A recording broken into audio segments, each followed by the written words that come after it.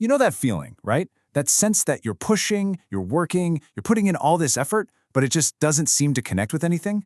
Well, today, we're going to dive deep into that feeling. We're going to give it a name, and more importantly, we're going to talk about how to find some solid ground in all this noise. So let's just start right there with a really direct question for you. Is your effort actually connecting with reality? I mean, are the things you're doing adding up to something real, something tangible? Or does it all just kind of dissipate, like a radio signal that's lost its station?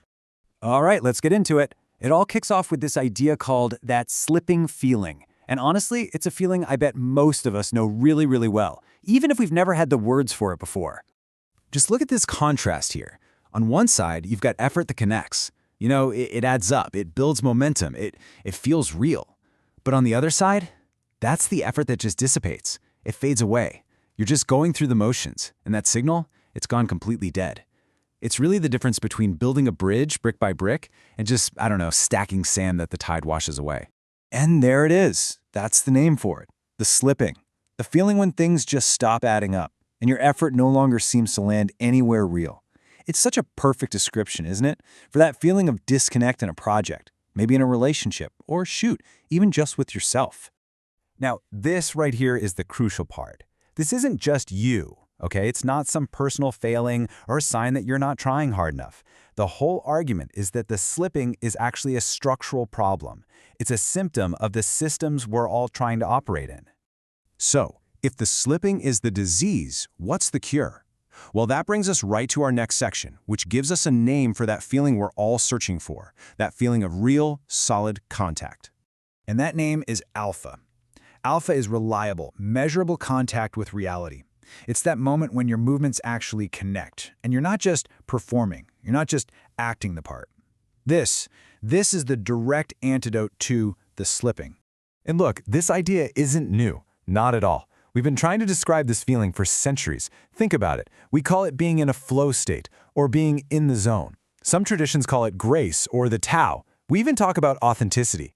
They're all different words pointing at the exact same thing, that incredible experience when your effort truly, finally connects with the world.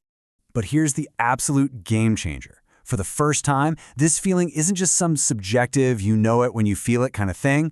It's becoming, well, mathematically legible. We're actually developing the tools to measure it, to see the signal in the noise. It's becoming a science. So let's zoom out for a second. What happens when an entire society starts losing this contact, this alpha? Well, you end up in a pretty spooky place, what's been described as a world of ghosts. And this leads to a pretty terrifying thought, one that's tied directly to the AI safety crisis. The idea is that this crisis is, at its very core, a civilization-scale loss of alpha between our descriptions and reality. Just let that sink in. We are building these unbelievably powerful AIs on a foundation of data, of words, of descriptions that might be totally disconnected from what's real. The AIs get smarter and faster, but they could be speeding down a road that leads further and further from the truth. This is really the heart of the problem. We're living surrounded by these ghosts, symbols, labels, metrics, job titles, that have completely lost touch with the real thing they're supposed to represent. We're all trying to navigate with maps that just don't match the territory anymore. That's a heavy thought, right? But it's not hopeless. And that brings us to the most practical and I think most exciting part of all this, the test for reality. So, how do we find out what's real? We have to find a place for what's called honest friction. The process is actually pretty simple. First, you make a move. You place a definition, you make a claim. Second, the substrate, which is just a fancy word for whatever part of reality you're interacting with, it responds. And third, and this is the key, that feedback is totally honest and unfiltered. Reality tells you the truth whether you want to hear it or not. And this is the payoff. This is the whole point. For the first time, you can really tell the difference between actually being in contact with something and just performing contact. And that difference? It's everything. It's the difference between knowing you're on solid ground and just hoping the floor doesn't give out. So why is this so incredibly valuable? Well, because honest feedback has become the rarest thing in the world. We live in a world that is completely commoditized type, a world that runs on likes and engagement and telling people what they want to hear. Getting real, unfiltered feedback, that's like finding gold. Okay, so this all sounds great, but where do you even start? Let's get really practical here with our final section, your first rung.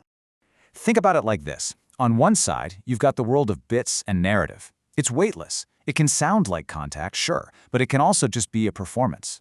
On the other side, you have hardware, the substrate, reality itself. And that has weight.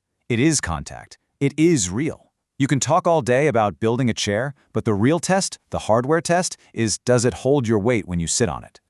And you know, this flips the old rules on their head. In a world of just narrative, of pure talk, might often makes right. The loudest, most convincing voice usually wins. But when you test against the substrate, right makes might, because reality itself makes it true. Reality is the ultimate referee. And let's be really clear here. This isn't about some magic formula to solve your whole life overnight. It's about something much smaller and way more profound.